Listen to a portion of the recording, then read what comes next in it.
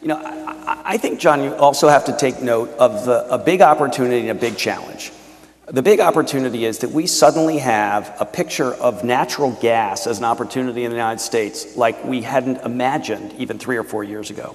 Now, it's not without controversy because it's being gotten at in an economical way through a technique called hydraulic fracturing or fracking, which, if not done right, is a risk.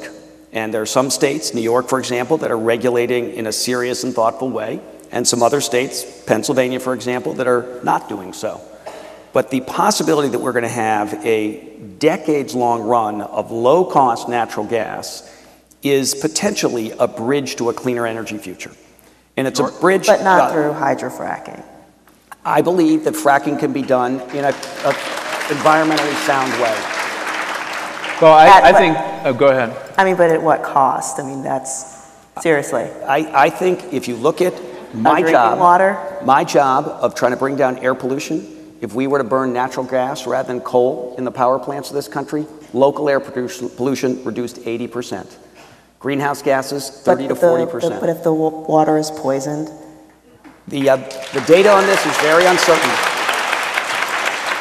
I personally am really excited that my city is just absolutely not going to go for that. And I think the state of New York is doing something in a much more nuanced way, which will rule out hydrofracking over areas where there are aquifers. So there will be a limited places. Be a good portion of they it, are right? limiting the chemicals. They're requiring recapture of the water. And I think it can be done in a way that doesn't eliminate risk. There's never a no-risk option, but dramatically reduce it.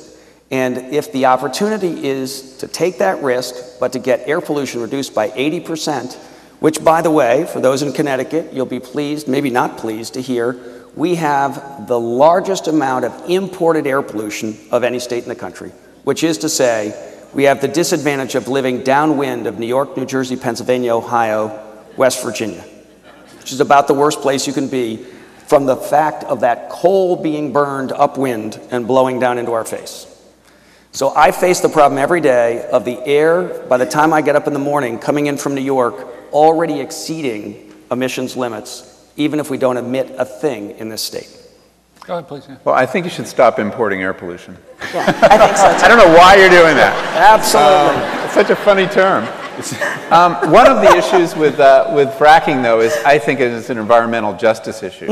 And as I understand it, this administration, this national administration's policy is going to be to basically let every state make its own rules.